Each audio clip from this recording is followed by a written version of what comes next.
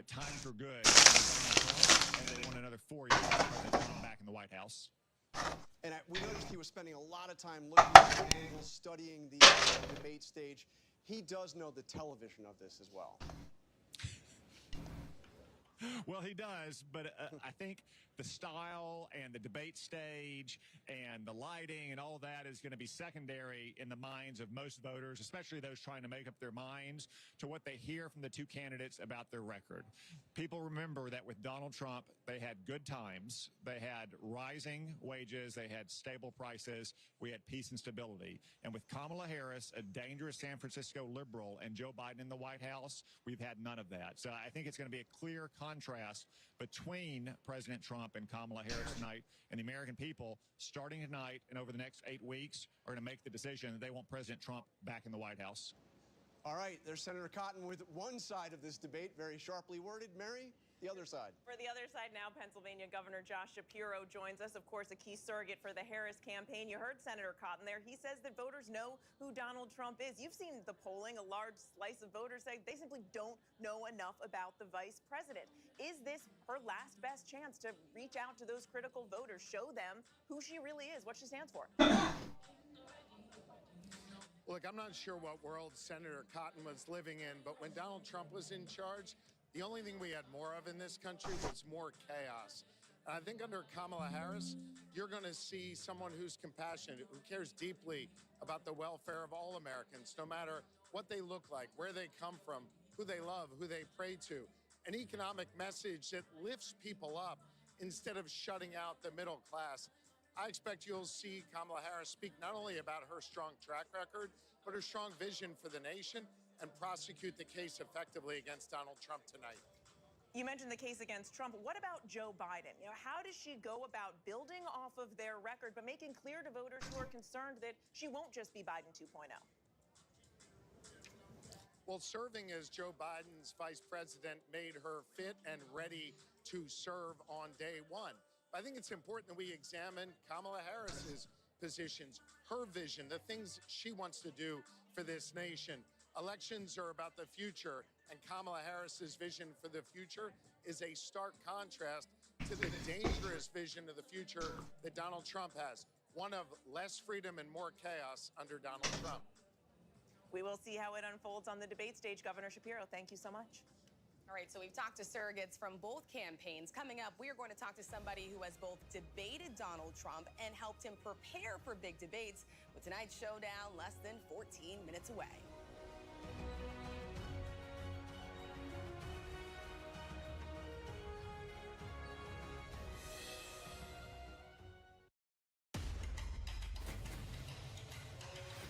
This is Impact by Nightline. Are you kidding me? My sense was that everybody around him was afraid of him. Brittany describes having a secret abortion that not even her family knew about. What's going on with Kate? What is the relationship like between Harry and William today? What did people start to say? You look great. Are you on Ozempic? I told the kids, I said, I'm not even gonna let you eat breakfast until you get your chores done. She talks about tough love and harsh punishment. No, it's abuse. I think Scott Peterson murdered his wife and his child. Prove me wrong. Do you feel the church accepted abuse? Yep, that's him. Yep. Ready? Does your church protect sexual predators? How do you top the most watched season yet? Fabulous. It's a bit erotic, a bit exotic. You have no idea. Impact by Nightline. The all-new season premieres this September, only on Hulu.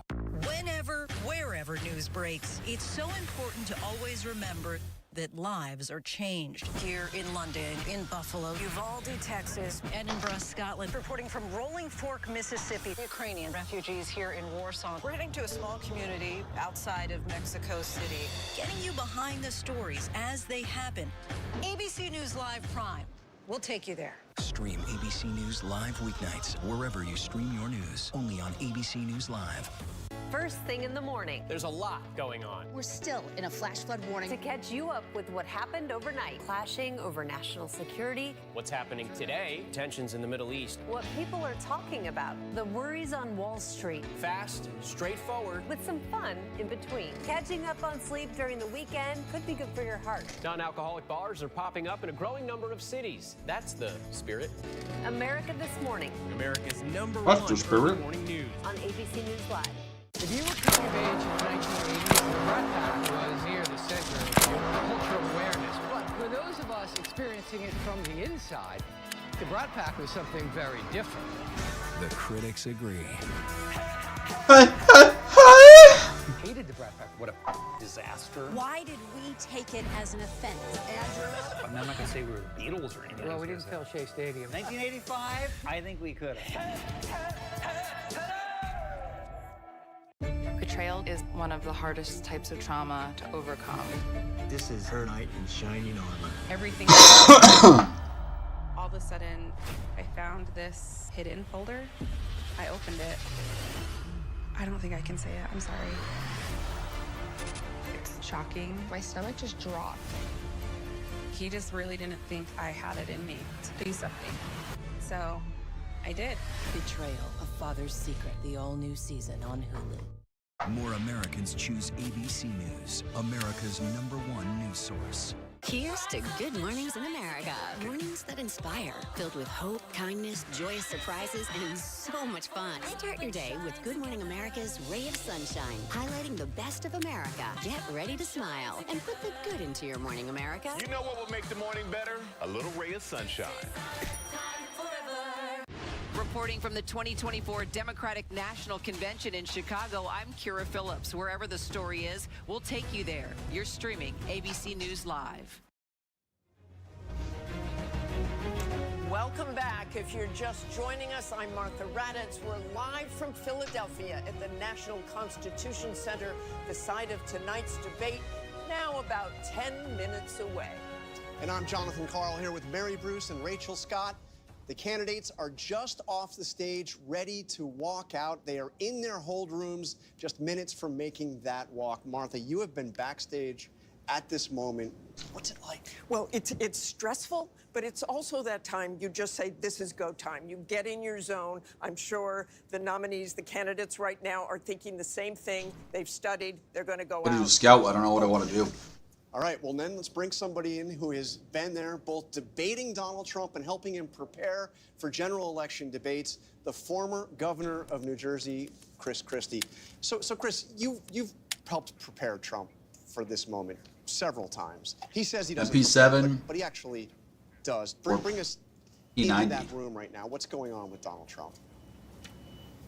Well, look, at this point, he's in the worst hour of his prep, because you just have to sit there and wait for the time to come, and they make you get there early, and so he is there. He's not really being spoken to. You know, a little small talk here and there, but nobody's trying to give him any kind of clues. So let me ask you the question. Let me ask you the question I tried to ask Tom Cotton. He didn't exactly give me an answer, but you will. Which Trump is going to show up tonight? You know what I mean by that. Which Trump? I think at the beginning of the debate, the Trump who will show up will be the calmer Donald Trump. He knows inherently after the 2020 first debate against Joe Biden that the other Donald Trump is not the one that's a winning formula. The question's going to be, will he be able to continue to maintain that approach through questioning by David and Lindsay and through any comments that Vice President Harris makes in his direction? And that'll be the key to how he performs tonight. And you and I were talking, you helped prepare him for those 2016 debates against Hillary Clinton. He told you that he had respect for Hillary Clinton, that Hillary Clinton was smart as you were preparing. What about Kamala Harris? We hear not the same. Well, certainly he's not saying that publicly in any way. And I can tell you that in 2016, he would regularly say during the many debate prep sessions that we had with him that Hillary Clinton was smart, that she was a good debater, that she was not to be taken lightly. And I don't think there was ever a moment in 2016 where he took her lightly. I do think he took Joe Biden lightly in 2020. And clearly during the prep sessions that I had with him, it was very, very difficult to get him to focus on what Joe Biden might or might not do in that first debate. And I think his performance in part reflected that. So the question's going to be, is what he's saying publicly what he really believes? We know that often with Donald Trump, that's performance. I will tell you that in his 2016 prep, he was serious about getting ready for Hillary Clinton. In his 2020 debate prep, he was completely unserious about getting ready for Joe Biden. I think performances in both those debates reflected that approach. No, I was just kidding. All right, Chris Christie, you'll be watching with us. Martha? And we have about 6 minutes left before the debate. Gonna play some Marina while we watch this? Formerly the DNC, and Reince Priebus, the RNC. How do I get you and Donna, let's start with you. You have said that Kamala Harris has to own the face future, mask stuff, but she also has to own the past. So how does she do this? It's quite easy. Because I do believe that in talking about the future, you draw from your past. You draw from your past experiences. She draws from how she was raised, the values that was instilled in her as a young lady. Look, she is steady on her feet, still in her resolve. And tonight she should talk to the American people, sit in their living rooms, go to their kitchen table and say, look, I have some ideas that I want to share with you. There's so much that we have done together over the last 4 years, but here's what I think we can do together over the next 4 years. Be positive in her approach and really remind the American people that we don't want to go back to the chaos and the confusion, the disaster that made, of course, the American people go out in droves in 2020 to fire the former president. Say, I want to be a president that lead all Americans. I want to keep us strong and secure, and here's the plan that I want to share with you tonight. And Donna, I of course meant Biden. She has to own up to the Biden administration's any mistakes they made too, and Donald Trump is going to go after her on that. You know, Martha, they made mistakes. Donald Trump and Mr. Pence made mistakes. But you know what? If we focus on our mistakes, we won't focus on all of the good things that we could do together as Americans. I do believe there's something to say about people who are now able to work. The people who can buy their insulin without paying over $1,000, $35. There's so much good that she can talk about from the visits that she's made to small towns across this country, large cities across the country. Bring us together. The American people want to be led into the future, not dragged back to another era. And Reince, I want your thoughts on, you've also prepped Donald Trump for debates back in 2016, I believe. What Donald Trump do you think we'll see tonight? Can he be disciplined about talking about policies and what kind of president he will be? Well, he certainly can be. I mean, the reality is Donald Trump doesn't have a lot to lose tonight. I mean, his support has always been almost unmovable. So the second piece is the honeymoon, I think, is over for Kamala Harris. And you all kind of touched on it with Donna. Kamala Harris has to answer for the state of the economy that she took a role in the Biden administration, the border, you know, her past positions on decriminalizing the border, decriminalizing certain drugs, what her role was in Afghanistan. So really, the spotlight is on Kamala Harris tonight because she played a role in the Biden administration. She wants to act like she's not an incumbent. So this is where the focus is going to be. And she's got a lot to answer for tonight. And I think that's where Donald Trump's focus will be and where it actually should be tonight. Well, one of the things he wants to do is have female voters look at him. How does he attract female voters after saying things about Kamala Harris? And we'll see how he pronounces that tonight. Things he said about Kamala Harris, that she's dumb as a rock. That's not really going to attract female voters, is it?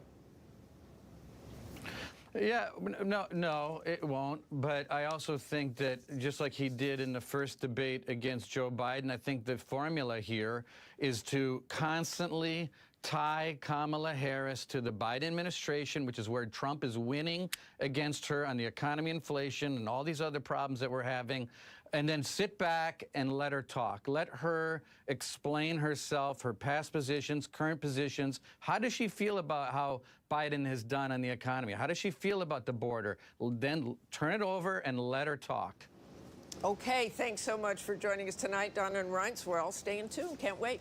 And I have to say, as we are just less than 2 minutes away, this such an extraordinary moment, and especially, Rachel, when you consider that these two people that have been the center of our lives for the last 2 months have never met each other. Have never even met each other. And Harris said, if you got something to say it to my face. The question tonight, does Donald Trump actually go there? He's questioned her racial identity, he's questioned her intelligence as well, or does he stick to the issues?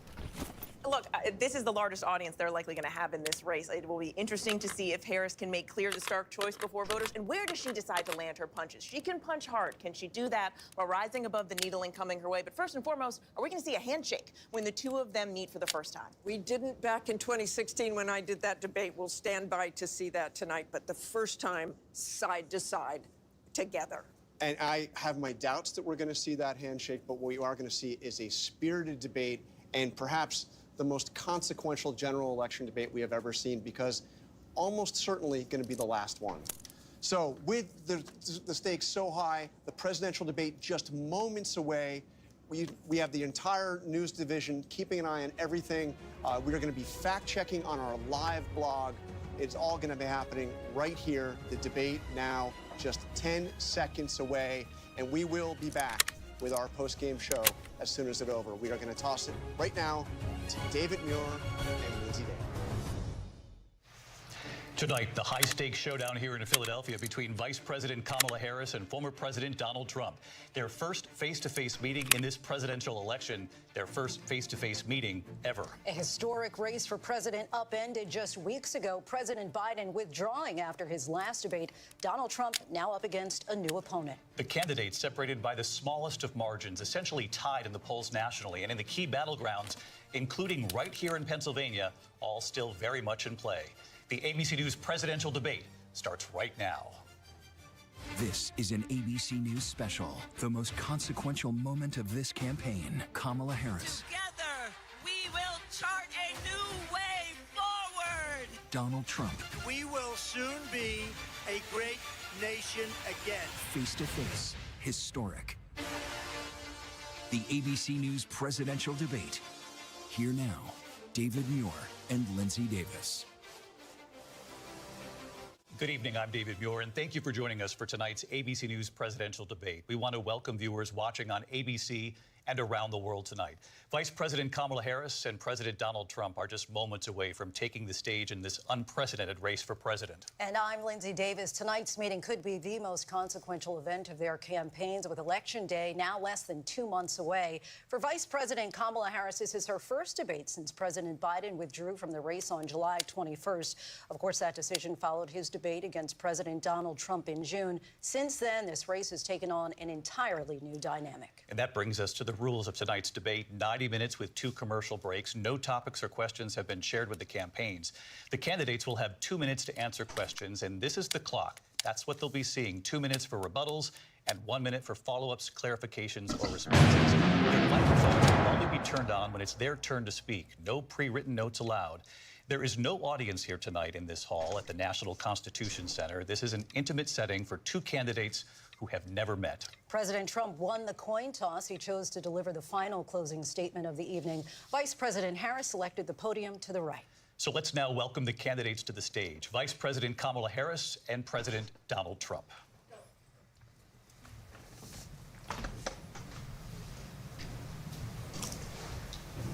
Kamala Harris.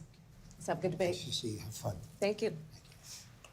Welcome to you both. It's wonderful to have you. It's an honor to have you both here tonight. Why'd you say her name like he doesn't know who she is? Kamala Harris.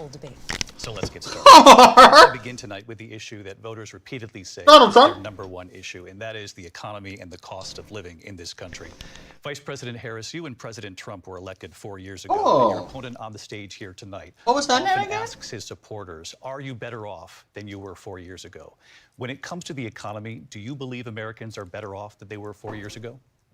So I was raised as a middle-class kid, and I am actually the only person on this stage who has a plan that is about lifting up the middle class and working people of America. I believe in the ambition, the aspirations, the dreams of the American people. And that is why I imagine and have actually a plan to build what I call an opportunity. Donnie looks tired. Because here's the thing. We know that we have a They great fucking shortage drug him? of homes and housing, and the cost of housing is too expensive for far too many people. We know that young families need support to raise their children, and I intend on extending a tax cut for those families of $6,000, which is the largest child tax credit that we have given in a long time, so that those young families can afford to buy a crib, buy a car seat, buy clothes for their children.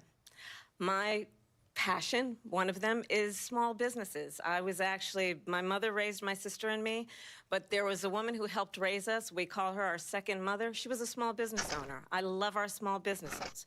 My plan is to give a $50,000 tax deduction to start up small businesses, knowing they are part of the backbone of America's economy. My opponent, on the other hand, his plan is to do what he has done before. Tired of this, Grandpa. Which is to provide a tax cut for billionaires and big corporations, which will result in $5 trillion to America's deficit. My opponent has a plan that I call the Trump sales tax, which would be a 20% tax on everyday goods that you rely on to get through the month. Economists have said that Trump sales tax would actually result for middle-class families in about $4,000 more a year. Oh my God, I forgot to edit the gun. Because of his policies and his ideas about what should be.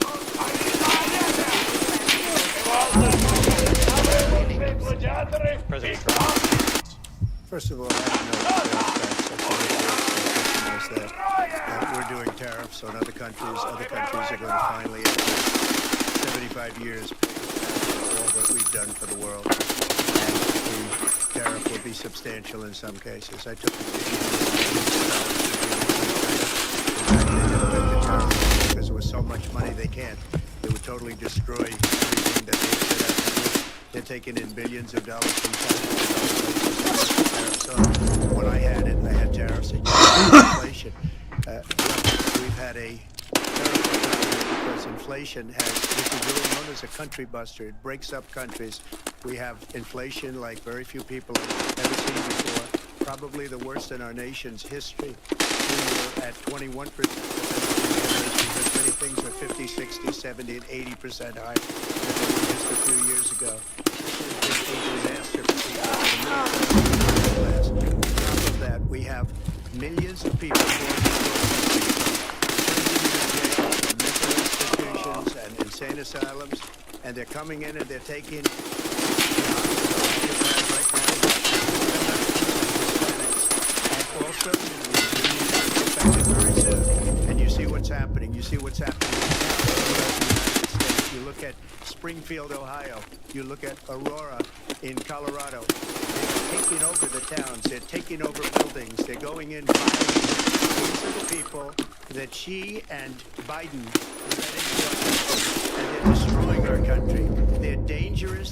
They're at the highest level of criminality. We have to get them out fast. I created one of the greatest economies in the history of our country. I'll do it again and even better. We are going to get to immigration and border security during this debate, but I would like to let Vice President Harris respond.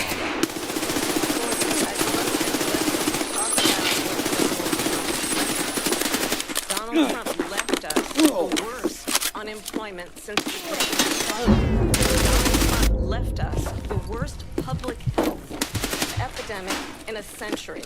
Donald Trump left us the worst attack on our democracy since the Civil War. What we have done is clean up Donald Trump's mess. What we have done and what I intend to do is build on what we know are the aspirations and the hopes of the American people.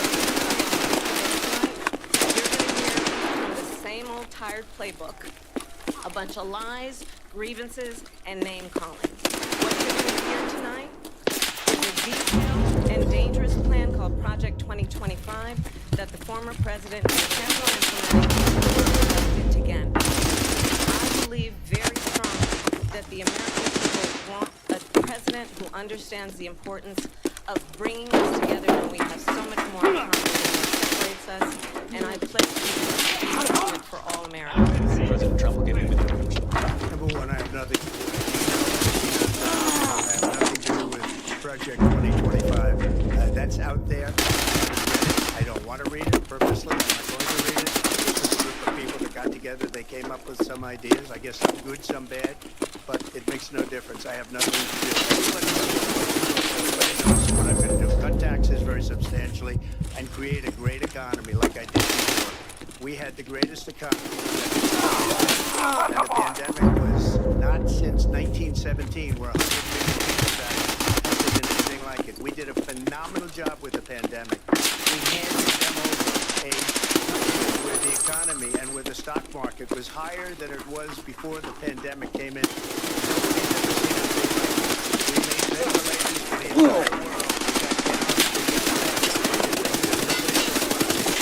People give me credit for rebuilding the military. They give me credit for a lot of things. But not enough credit for the great job they did with the pandemic. But the only job they did was bounce back. These would bounce back, and it bounced back in a way to their benefit. But I'm the one that created them. They know it, and so does everybody else.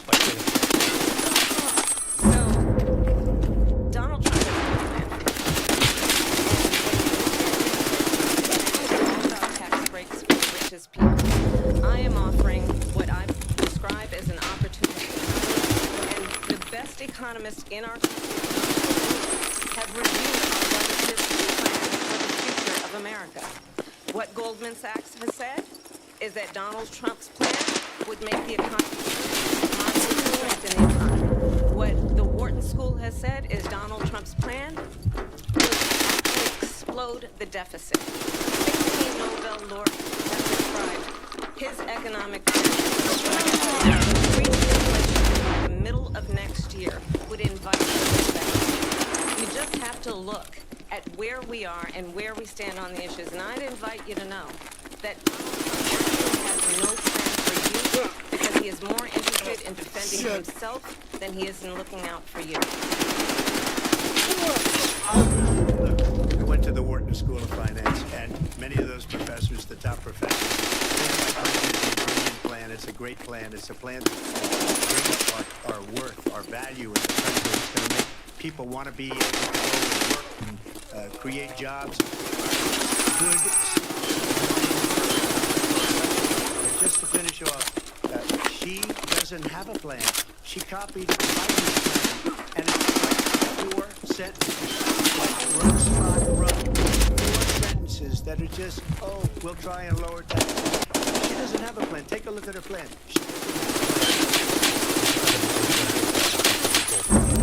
The vice president brought up your tariffs. You responded, and let's go is what she calls is essentially a national sales tax. Tariffs, as you pointed out here, on foreign imports across the board. You recently said that you might double tariffs up to 20% on goods coming into this country. As you know, tariffs at that level costs are then passed on to the consumer. Vice President Harris has argued it'll mean higher prices on gas, food, clothing, medication, arguing it costs the typical family nearly $4,000. Do you believe Americans can afford higher prices because of tariffs? We're not going to have higher prices. What's going to have, and who's going to have higher prices? It's China and all of the countries that have been ripping us off for years. I saw the only president ever. China was paying us hundreds of billions of dollars, and so were other countries. And you know, they should have gone out and they should have immediately cut the tariffs. We are going to take billions of dollars. I had no inflation, virtually no inflation. They have the highest inflation perhaps in my country because I've never seen a worse period of time. People can't go out and buy cereal or bacon or anything else. The people of our country are absolutely dying with what they've done. They've destroyed the economy. And all you have to do is look at a poll. Polls say 80 and 85 and even 90% that the Trump economy was great, that they're...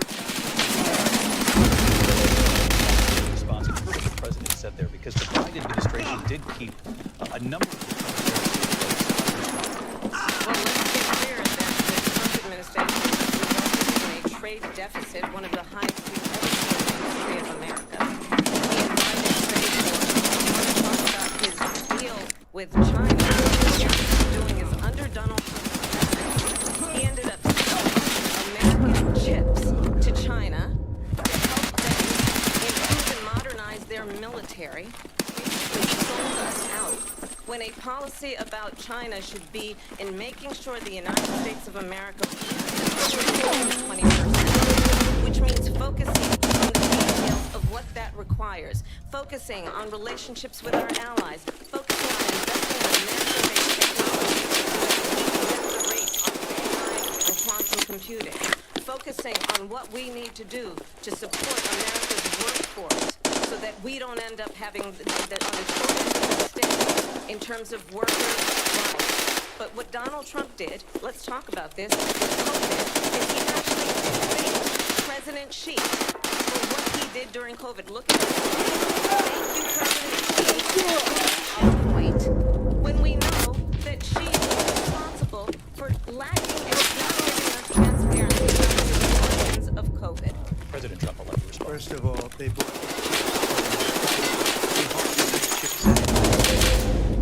philosophies like they have and policies. I don't say her because she has no policy. Everything that she believed 3 years ago and 4 years ago, she's going to my philosophy now. In fact, I was going to send her a MAGA hat. She's gone to my philosophy, but if she ever got elected, she'd change it. And everybody knows she's a Marxist. Her father's a Marxist professor in economics, and he taught her well. When you look at what she's done to our country, and when you look at these millions and millions of people that are pouring into our country monthly, where it's, I believe, 21 million people, not the 15 that people say, and I think it's a lot higher than the 21. That's bigger than New York State pouring in. And just look at what they're doing to our country. They're criminals. Many of these people coming in are criminals. And that's bad for our economy, too. You know, you mentioned before, we'll talk about immigration later. Well, bad immigration is the worst thing that can happen to our economy. They have, and she has, destroyed our country with policy that's insane. Almost policy that you'd say they have to hate our country. President Trump, thank you. Lindsay? I want to turn to the issue of abortion. President Trump, you've often touted that you were able to kill Roe v. Wade. Last year, you said that you were proud to be the most pro-life president in American history. Then last month, you said that your administration would be great for women and their reproductive rights. In your home state of Florida, you surprised many with regard to your 6-week abortion ban because you initially had said that it was too short. And you said, quote, I'm going to be voting that we need more than 6 weeks. But then the very next day, you reversed course and said you would vote to support the 6-week ban. Vice President Harris says that women shouldn't trust you on the issue of abortion because you've changed your position so many times. Therefore, why should they trust you? Well, the reason I'm doing that vote is because the plan is, as you know, the vote is, they have abortion in the 9th month. They even have, and you can look at the governor of West Virginia, the previous governor of West Virginia, not the current governor, who's doing an excellent job, but the governor before, he said the baby will be born and we will decide what to do with the baby. In other words, we'll execute the baby. And that's why I did that, because that predominates, because they're radical. The Democrats are radical in that. And her vice presidential pick, which I think was a horrible pick, by the way, for our country, because he is really out of it. But her vice presidential pick says abortion in the 9th month is absolutely fine. He also says execution after birth. It's an execution, no longer abortion, because the baby is born, is okay. And that's not okay with me, hence the vote. But what I did is something for 52 years. They've been trying to get Roe v. Wade into the states.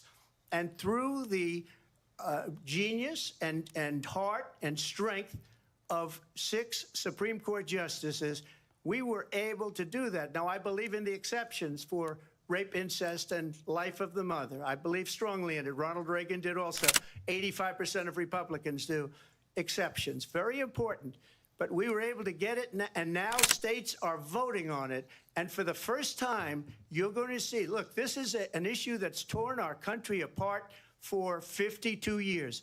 Every legal scholar, every Democrat, every Republican, liberal, conservative, they all wanted this issue to be brought back to the states where the people could vote. And that's what happened. Now, Ohio, the vote was somewhat liberal. Kansas, the vote was somewhat liberal, much more liberal than people would have thought. But each individual state is voting. It's the vote of the people now. It's not tied up in the federal government. I did a great service in doing it. It took courage to do it. And the Supreme Court had great courage in doing it. And I give tremendous credit to those 6 justices. There is no state in this country where it is legal to kill a baby after it's born.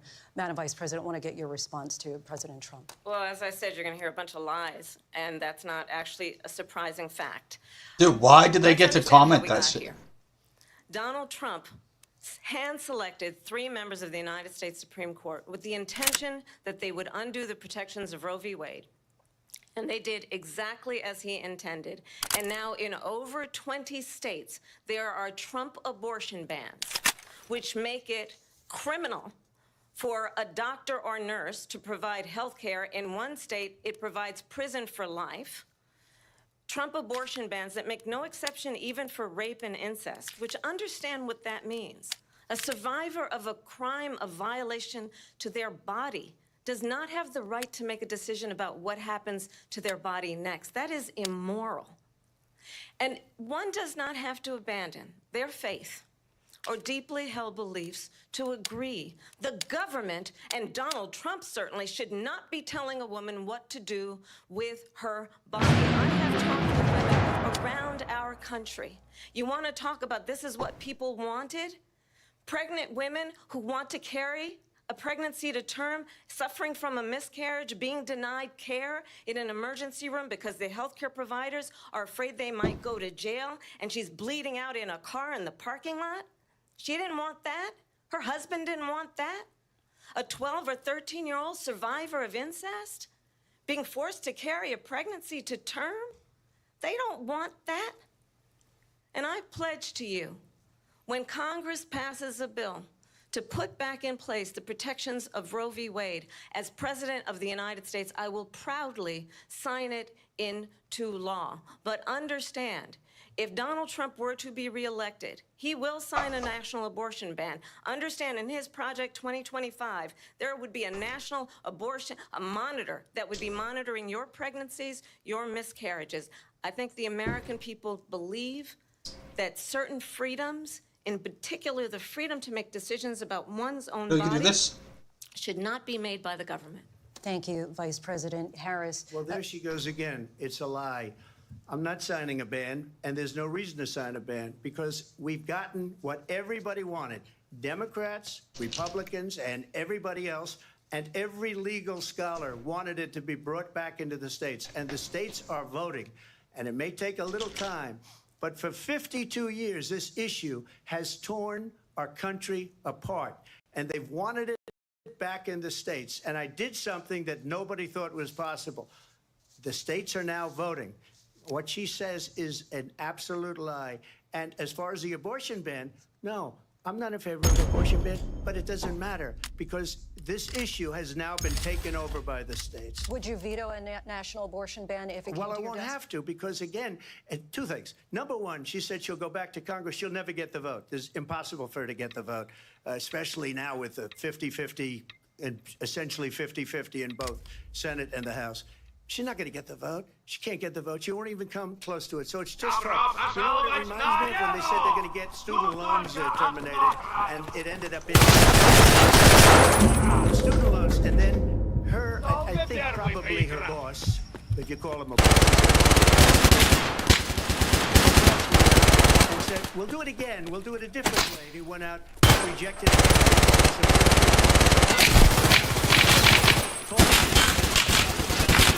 Idea. And how unfair that would have been. Part of the reason they lost.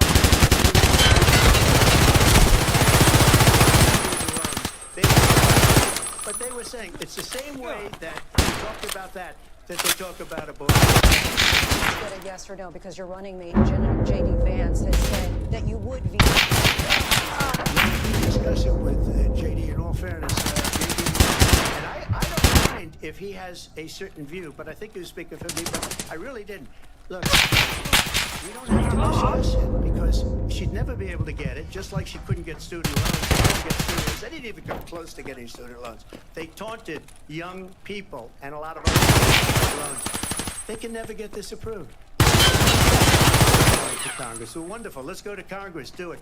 But the fact is, out of Congress and out of the federal government. And he did something that everybody said of the people. Vice President Harris, your time. Do you support any restrictions? I absolutely support reinstating the protections of Roe v. Wade. And as you rightly mentioned, in America, a woman carrying a pregnancy to term and asking for an abortion. That is not happening. It's insulting to the women of America. And understand what has been happening under Donald Trump's abortion bans. Pray and are being denied IVF treatment. Working people, working women who are working 1 or 2 jobs, who can barely afford, have to travel to another, to get on a plane sitting next to strangers, to go and get the health care she needs. Barely can afford to do it, and what you are putting her through is unconscionable. The majority of Americans believe in a woman's right to make decisions about her own body, and that is why in every state where this issue has been on the ballot, in red and blue states both, in America have voted for freedom. Vice President, excuse me, I have to another lie. Another lie. I have been a leader on IVF, which is fertilization. Leader. In fact, when they got a very negative decision on the Alabama courts, I saw the people of Alabama and the legislature 2 days later voted it in. I've been a leader on it. They know that, and everybody else knows it. Fertilization. You should know. Will she allow abortion in the 8th month, 9th month, 7th month? Come on. Okay, would you do that? Why don't you answer that question? Why don't you answer That's the question? problem. Would you because veto? under Roe v. Answer Wade, the question. you could do abortions in the 6th month, the 8th month, the 9th month, and probably after birth. Just look at the former governor of Virginia. The governor, we put the baby aside, and then we determine what we want to do with the baby. President Trump, thank you. We're going to turn to immigration. You're a fucking loser. That's important to Republicans, Democrats, voters across the board in this country. Vice President Harris, if you were President Biden getting to the border crossings reached a record high.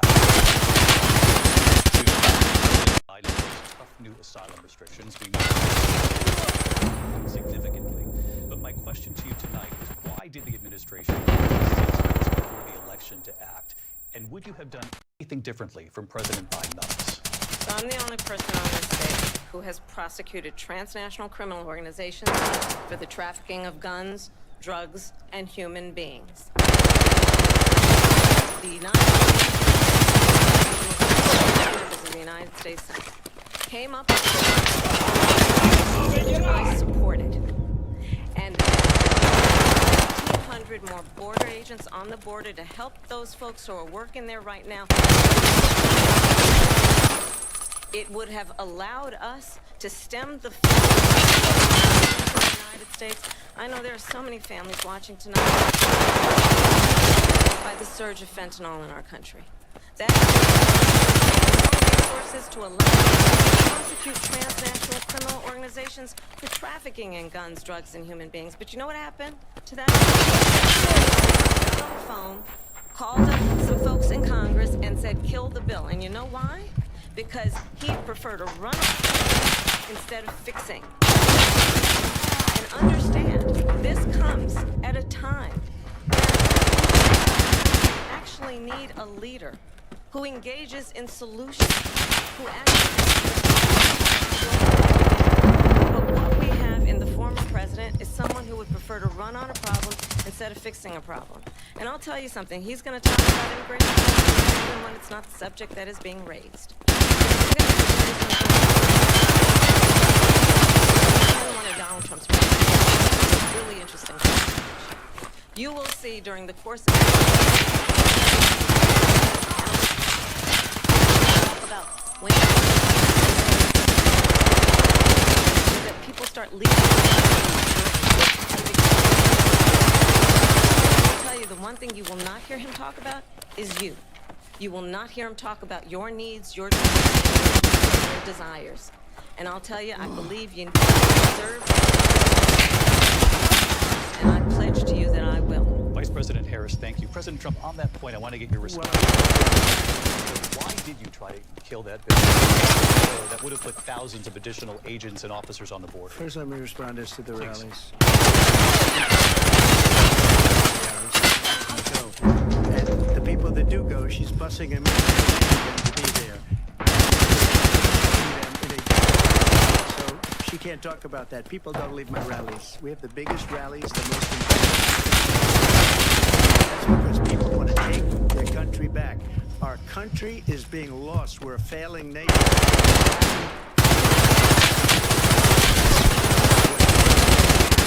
In World War III, just to go into another subject, what they have done to our country by allowing these millions and millions of people to come into our country, towns all over the United States, and all the towns don't want to talk. It's not going to be Aurora or Springfield. I'm so embarrassed by it. In Springfield, they're eating the dogs, the people, the cats, eating people that live there.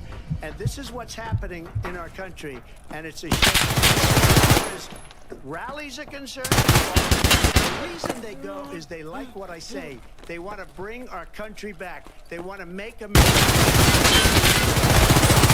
great again. She's destroying this country. This country doesn't have a chance of success. Not only success, will end up being Venezuela on steroids. Ohio, and ABC News did reach out. He told us there have been no credible reports of specific pets being harmed, injured, or abused. Why do they keep on calling him out like that? Community, all I've this. seen people, the people on television say my dog was taken, and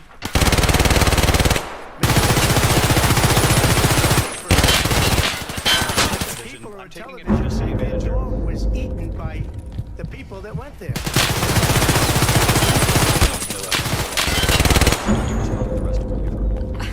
You talk about extreme.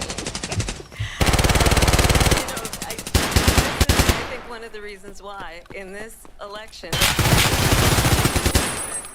of 200 Republicans with President Bush, Mitt Romney, and John McCain, endorsement of former Vice President Dick Cheney and Congress member Liz Cheney. And if you want on who the former president is, if he didn't make it clear already, we have worked with him. His former chief of staff, a four-star general, for the Constitution of the United States.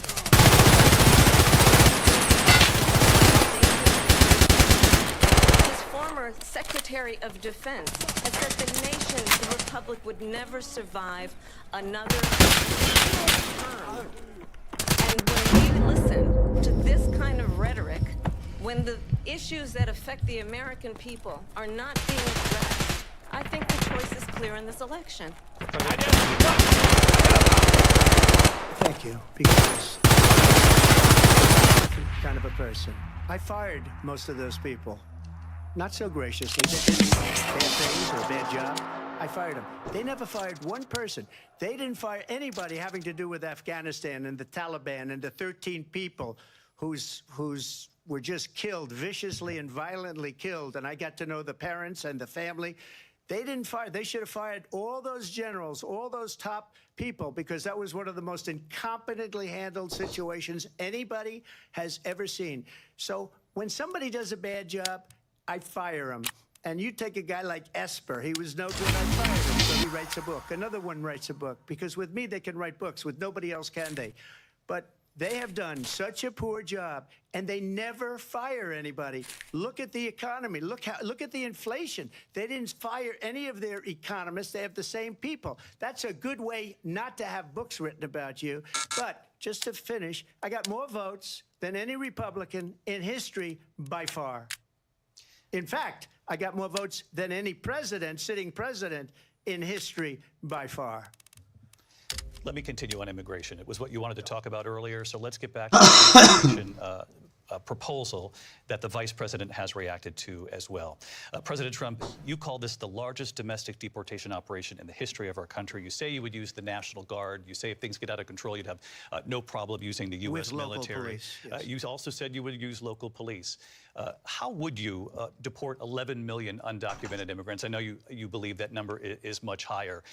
Take us through this. What does this look like? Will authorities be going door to door in this country? Yeah, it is much higher because of them. They allowed criminals, many, many millions of criminals. They allowed terrorists. They allowed common street criminals. They allowed people to come in, drug dealers, to come into our country. And they're now in the United States and told by their countries like Venezuela, don't ever come back or we're going to kill you. Do you know that crime in Venezuela and crime in countries all over the world is way down? You know why? Because they've taken their criminals off the street and they've given them to her to put into our country. And this will be one of the greatest mistakes in history for them to allow. And I think they probably did it because they think they're going to get votes, but it's not worth it because they're destroying the fabric of our country by what they've done. There's never been anything done like this at all. They've destroyed the fabric of our country. Millions of people let in, and all over the world, crime is down all over the world except here. Crime here is up and through the roof. Despite their fraudulent statements that they made, crime in this country is through the roof. And we have a new form of crime. It's called migrant crime. And it's happening at levels that nobody thought possible. President Trump, as you know, the FBI says overall violent crime is actually coming down in this country. But Vice Excuse me, President the Harris, FBI they were defrauding statements. They didn't include the worst cities. They didn't include the cities with the worst crime. It was a fraud. Just like their number of 818,000 jobs that they said they created turned out to be a fraud. President Trump, thank you. I'll let you respond, Vice President Harris. Well, I think this is so rich, coming from someone who has been prosecuted for national security crimes, economic crimes, election interference, has been found liable for sexual assault, and his next big court appearance is in November at his own criminal sentencing. And let's be clear, where each person stands on the issue of what is important about respect for the rule of law and respect for law enforcement. The former vice president called for defunding federal law enforcement, 45,000 agents, get this, on the day after he was arraigned on 34 felony counts. So let's talk about what is important in this race. It is important that we move forward, that we turn the page on this same old tired rhetoric and address the needs of the American people, address what we need to do about the housing shortage, which I have a plan for, address what we must do to support our small businesses, address bringing down the price of groceries. But frankly, the American people are exhausted with this same old tired playbook. Vice President Harris, thank you. Excuse me. Every one of those cases was started by them against their political opponent. And I'm winning most of them, and I will win the rest on appeal. And you saw that with the decision that came down just recently from the Supreme Court. I'm winning most of them. But those are cases, it's called weaponization. Never happened in this country. They weaponized the Justice Department. Every one of those cases was involved with the DOJ, from Atlanta and Fani Willis to the Attorney General of New York and the DA in New York. Every one of those cases. And then they say, oh, he's a criminal. They're the ones that made them go after me. By the way, Joe Biden was found essentially guilty on the documents case. And what happened in my documents case? They said, oh, that's the toughest of them all. A complete and total victory. 2 months ago, it was thrown out. It's weaponization, and they used it, and it's never happened in this country. They used it to try and win an election. They're fake cases. President Trump, thank you. A really quick response here, Vice President Harris, on this notion of weaponization of the Justice Department. Well, let's talk about extreme and understand the context in which this election in 2024 is taking place. The United States Supreme Court recently ruled that the former president would essentially be immune from any misconduct if he were to enter the White House again. Understand, this is someone who has openly said he would terminate, I'm quoting, terminate the Constitution of the United States, that he would weaponize the Department of Justice against his political enemies. Someone who has openly expressed disdain for members of our military. Understand what it would mean if Donald Trump were back in the White House with no guardrails, because certainly we know now the court won't stop him. We know J.D. Vance is not going to stop him. It's up to the American people. Vice President stop Harris, him. thank you. Lindsay? Vice President Harris, in your last run for president. This is the one that weaponized, not me. She weaponized. I probably took a bullet to the head because of the things that they say about me. They talk about democracy. I'm a threat to democracy. They're the threat to democracy with a fake Russia investigation We do have a lot that to get. went nowhere. We have a lot to get to. Lindsay? Yeah. Vice They'll let him President make his Harris, in your point. last Fucking run for president, you said you wanted to ban fracking. Now you don't. You wanted mandatory government buyback programs for assault weapons. Now your campaign says you don't. You supported decriminalizing border crossings. Now you're taking a harder line. I know you say that your values have not changed. So then why have so many of your policy positions changed? So my values have not changed, and I'm going to discuss every one of the, at least every point that you've made. But in particular, let's talk about fracking because we're here in Pennsylvania. I made that very clear in 2020. I will not ban fracking. I have not banned fracking as Vice President of the United States. And in fact, I was the tie-breaking vote on the Inflation Reduction Act, which opened new leases for fracking. My position is that we have got to invest in diverse sources of energy so we reduce our reliance on foreign oil. We have had the largest increase in domestic oil production in history because of an approach that recognizes that we cannot over-rely on foreign oil.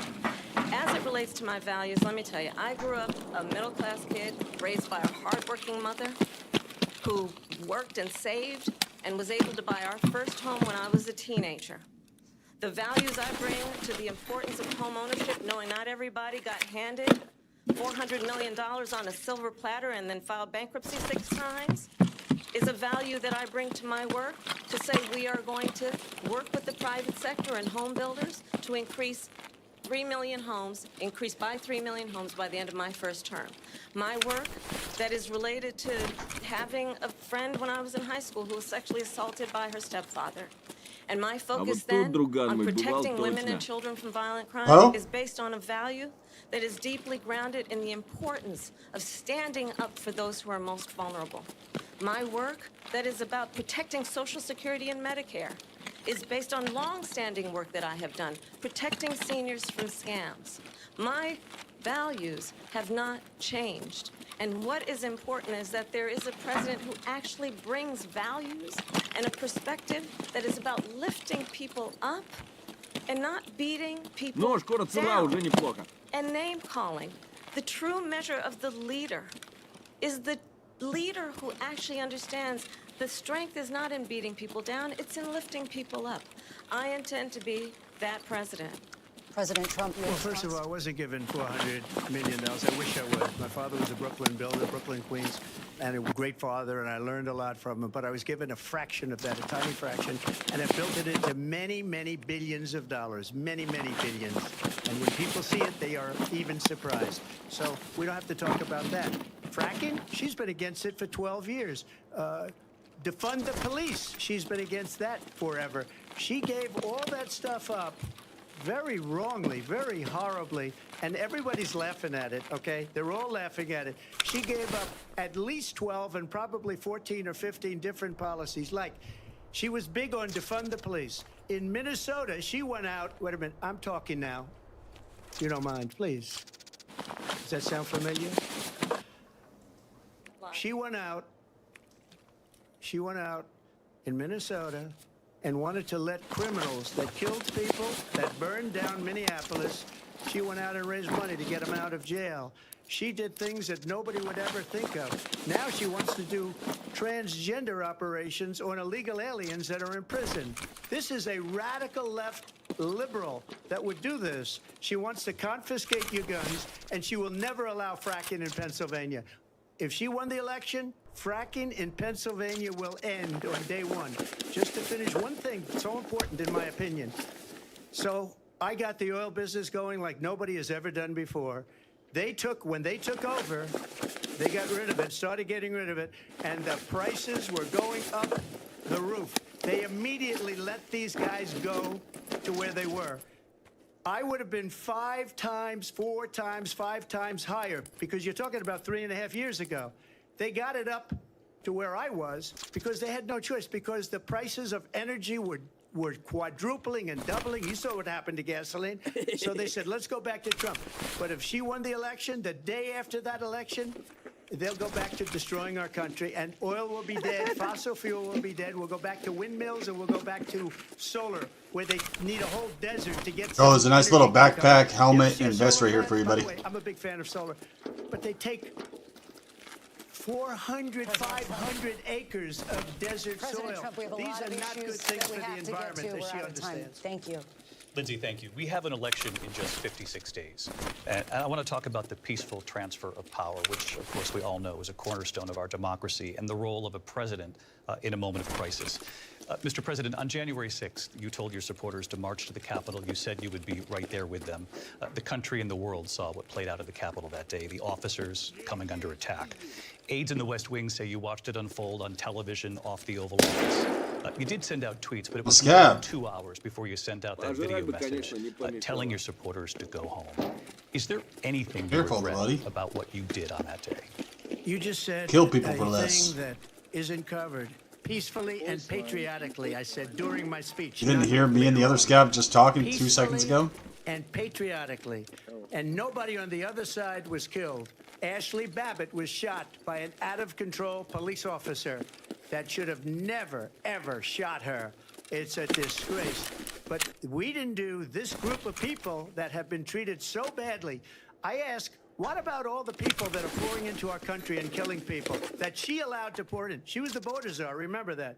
She was the border czar. She doesn't want to be called the border czar because she's embarrassed by the border. In fact, she said at the beginning, oh, I'm surprised you're not talking about the border yet. That's because she knows what a bad job they've done. What about those people? When are they going to be prosecuted? When are these people from countries all over the world, not just South America?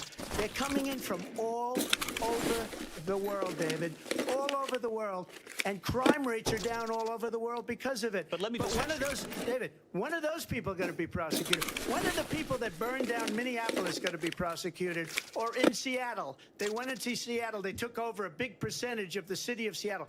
When are those people going to be prosecuted? But let me just ask you. You might ask her that question. You were the president. You were watching it unfold on television. It's a very simple question as we move forward toward another election. Is there anything you regret about what you did on that day?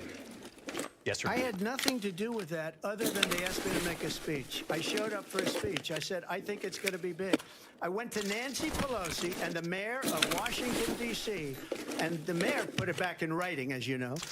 I said, you know, this is going to be a very big rally or whatever you want to call it. And again, it wasn't done by me. It was done by others. I said, I'd like to give you 10,000 National Guard or soldiers. They rejected me. Nancy Pelosi rejected me. Just 2 weeks ago, her daughter has a tape of her saying she is fully responsible for what happened. They want to get rid of that tape. It would have never happened if Nancy Pelosi and the mayor of Washington did their jobs. I wasn't responsible for security. Nancy Pelosi was responsible. She didn't do her job. The question was about you as president, not about former Speaker Pelosi, but I do want Vice President Harris to respond. I was at the Capitol on January 6th. I was the vice president-elect. I was also an acting senator. I was there.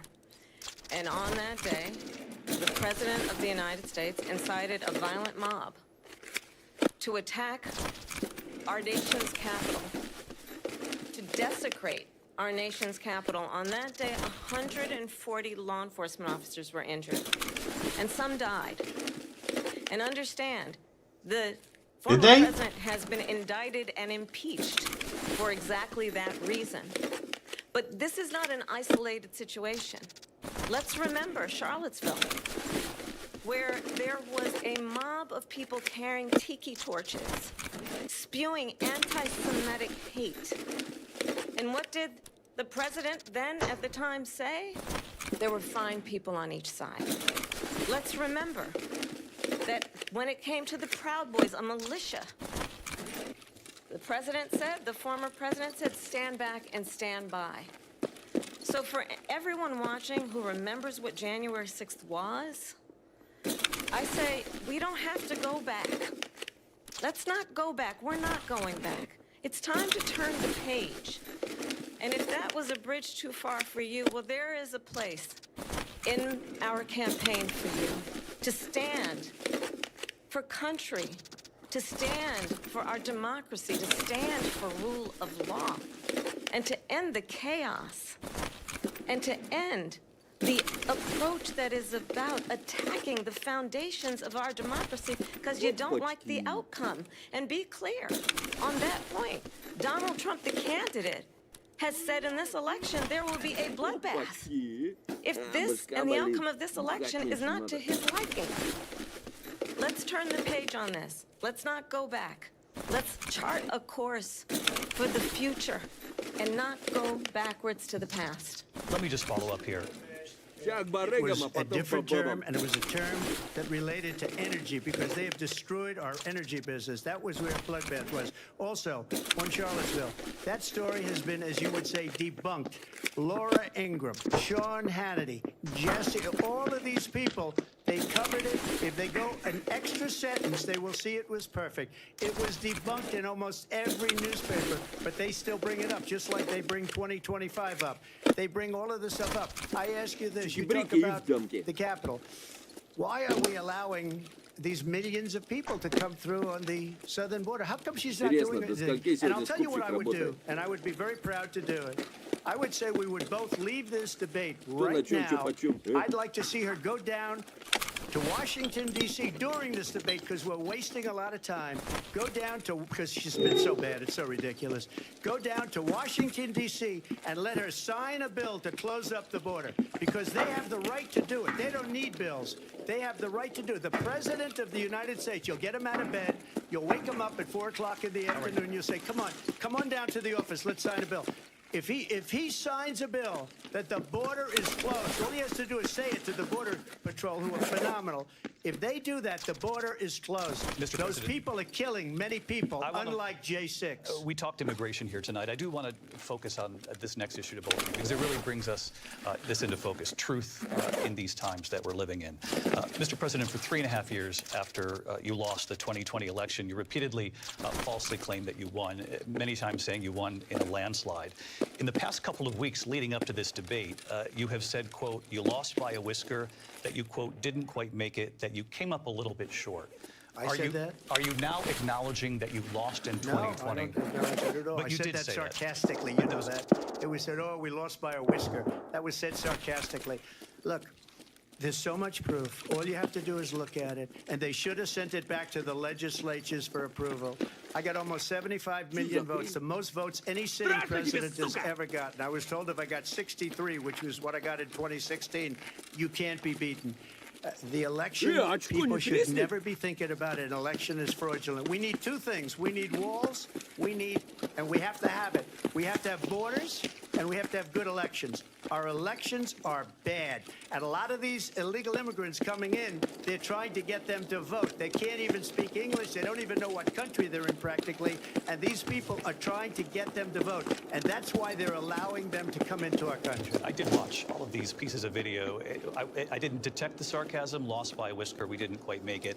And we should just point out here as clarification, and you know this, you and your allies, 60 cases in front of many judges, many of them Republican. No judge looked at it. And they said we didn't have standing.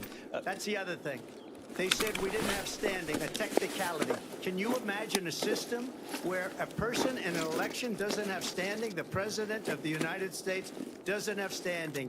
That's how we lost. If you look at the facts, and I'd love to have you'll do a special on it. I'll show you Georgia, and I'll show you Wisconsin, and I'll show you Pennsylvania, and I'll show you. We have so many facts and statistics, but you know what? That doesn't matter because we have to solve the problem that we have right now. That's old news. And the problem that we have right now is we have a nation in decline, and they have put it into decline. We have a nation that is dying, David. Mr. President, thank you. Vice President Harris, you heard the president there tonight. He said he didn't say that he lost by whiskers, so he still believes he did not lose the election that was won by President Biden and yourself. But I do want to ask you about something that's come up in the last couple of days. This was a post from President Trump about this upcoming election just weeks away. He said, when I win, those people who cheated, and then he lists donors, voters, election officials, he says will be prosecuted to the fullest extent of the law, which will include long-term prison sentences. One of your campaign's top lawyers responded saying, we won't let Donald Trump intimidate us. We won't let him suppress us. Is that what you believe he's trying to do here? Donald Trump was fired by 81 million people. So let's be clear about that. And clearly he is having a very difficult time processing that.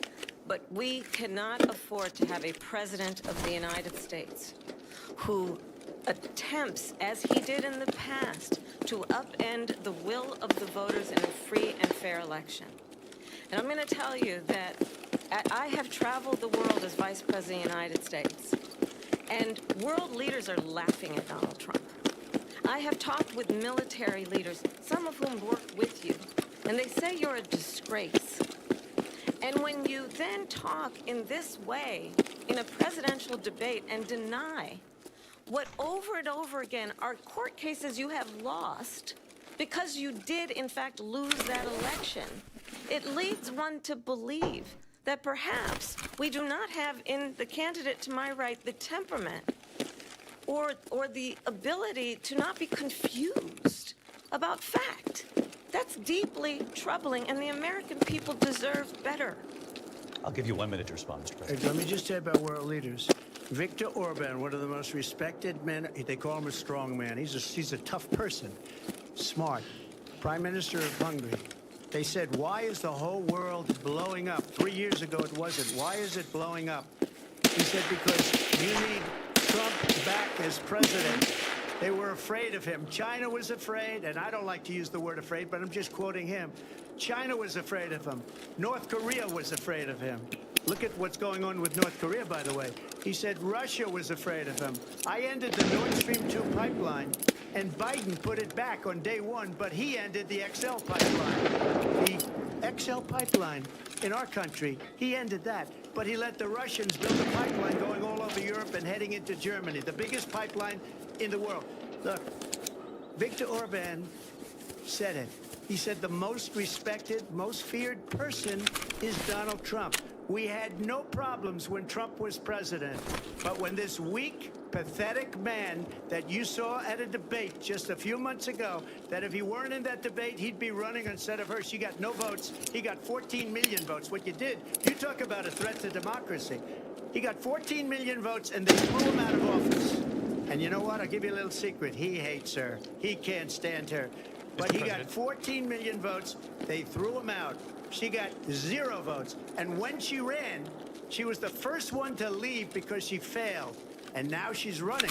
I don't understand it, but Mr. I'm okay with it because your time is I think up. we're going to do very well. We've got a lot more to get to. Turning now to the Israel-Hamas war and the hostages who are still being held, Americans among them.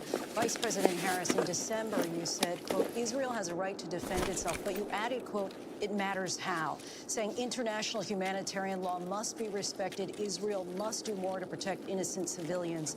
You said that 9 months ago. Now an estimated 40,000 Palestinians are dead. Nearly 100 hostages remain. Just last week, Prime Minister Benjamin Netanyahu said there's not a deal in the making. President Biden has not been able to break through the stalemate. How would you do it?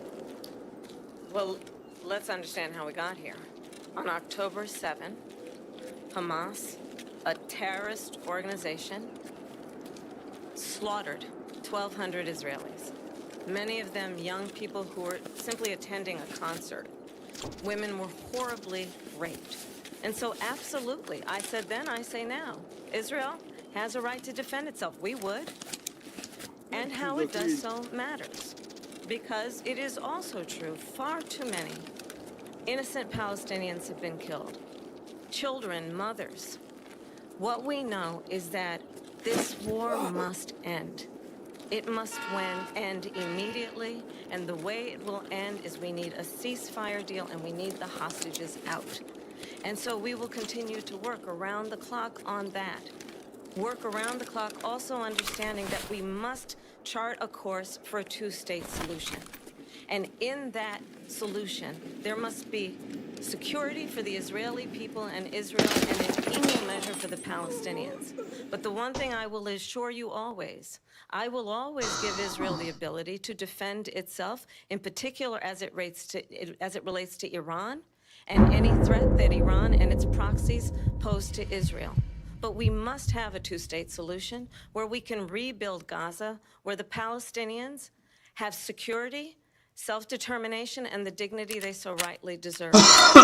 President Trump, how would you negotiate with Netanyahu and also Hamas in order to get the hostages out and prevent the killing of more innocent civilians in Gaza? If I were president, it would have never started. If I were president, Russia would have never, ever, I know Putin very well, he would have never, and there was no threat of it either, by the way, for 4 years, have gone into Ukraine and killed millions of people when you add it up, far worse than people understand what's going on over there. But when she mentions about Israel, all of a sudden, she hates Israel. She wouldn't even meet with Netanyahu when he went to Congress to make a very important speech. She refused to be there because she was at a sorority party of hers. She wanted to go to the sorority party. She hates Israel. If she's president, I believe that Israel will not exist within 2 years from now. I'm pretty good at predictions, and I hope I'm wrong about that one. She hates Israel. At the same time, in her own way, she hates the Arab population because the whole place is going to get blown up. Arabs, Jewish people, Israel. Israel will be gone. It would have never happened. Iran was broke under Donald Trump. Now Iran has $300 billion because they took off all the sanctions that I had. Iran had no money for Hamas or Hezbollah or any of the 28 different spheres of terror. And they are spheres of terror, horrible terror. They had no money. It was a big story, and you know it. You covered it very well, actually. They had no money for terror. They were broke. Now they're a rich nation, and now what they're doing is they're spreading that money around. Look at what's happening with the Houthis and Yemen. Look at what's going on in the Middle East. This would have never happened. I will get that settled and fast, and I'll get the war with Ukraine and Russia ended. If I'm president-elect, I'll get it done before even becoming president. Vice President Harris, he says you hate Israel. That's absolutely not true. I have my entire career and life supported Israel and the Israeli people. He knows that. He's trying to, again, divide and distract from the reality, which is it is very well known that Donald Trump is weak and wrong on national security and foreign policy. It is well known that he admires dictators, wants to be a dictator on day one, according to himself. It is well known that he said of Putin that he can do whatever the hell he wants and go into Ukraine. It is well known that he said when Russia went into Ukraine, it was brilliant. It is well known he exchanged love letters